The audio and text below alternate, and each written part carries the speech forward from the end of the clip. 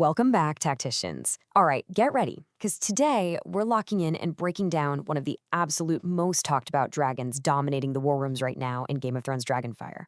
We're diving into a full cinematic tactical combat breakdown and meta-analysis of Starshower, the Wishkeeper. So grab your notes, pull up those formation screens, and let's jump straight into the heat of the battlefield.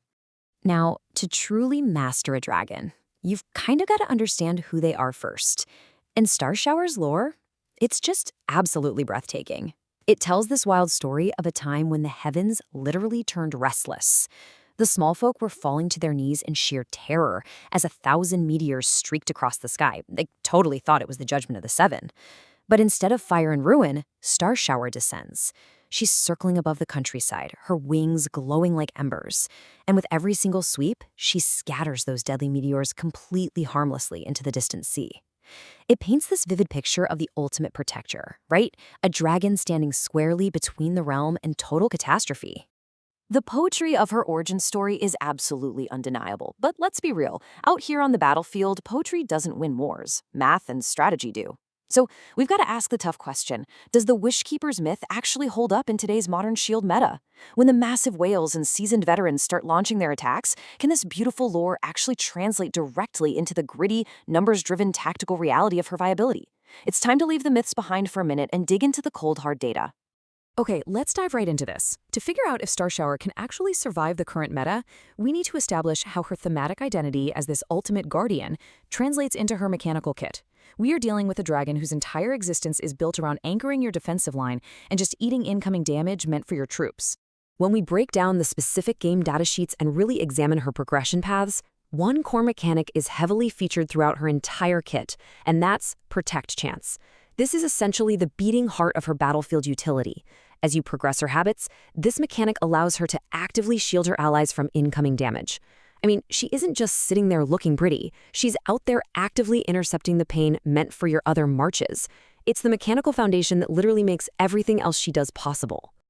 Now, to understand exactly how she pulls off this insane level of protection, we've got to talk about her strength progression stats compared to standard base modifiers. Guys, she has incredibly impressive scalars. In Dragonfire, Dragon Strength directly increases physical damage dealt in combat, sure. But for a protective dragon like Starshower, it gives her the raw, mathematical backbone to hold that line. Her stats are explicitly designed to soak up pressure, ensuring that when she throws up those shields, she has the foundational numbers to actually make them hold against high-tier tactical and physical damage dealers. And man, that brings us straight to the war rooms. If you hop into the high-level Discord channels right now, it is wild. You'll see top players actively testing out her synergies nonstop. The theory crafting around the shield meta is so intense right now, and Starshower is sitting right at the absolute center of it all. Players are obsessively trying to crack the code, figuring out exactly which dragons to pair her with to build these completely impenetrable marches that literally just eat enemy attacks for breakfast. So the biggest debate currently raging among the theory crafters boils down to two specific shield-heavy formations.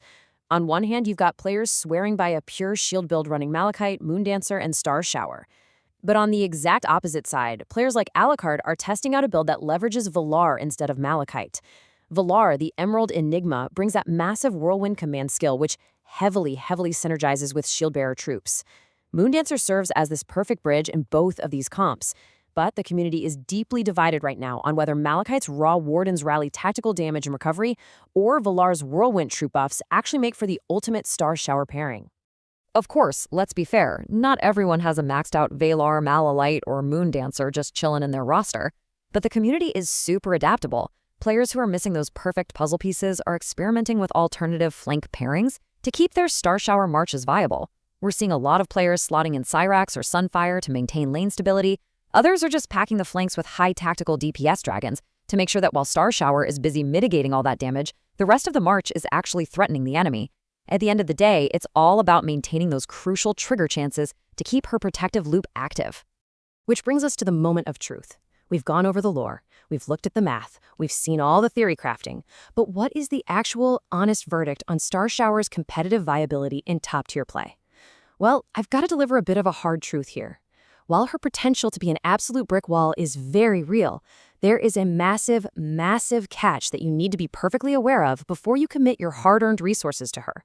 According to top analysts on the community Discord, specifically top-tier theory crafters like Fantron, there is a magic number for this build, and that number is 4.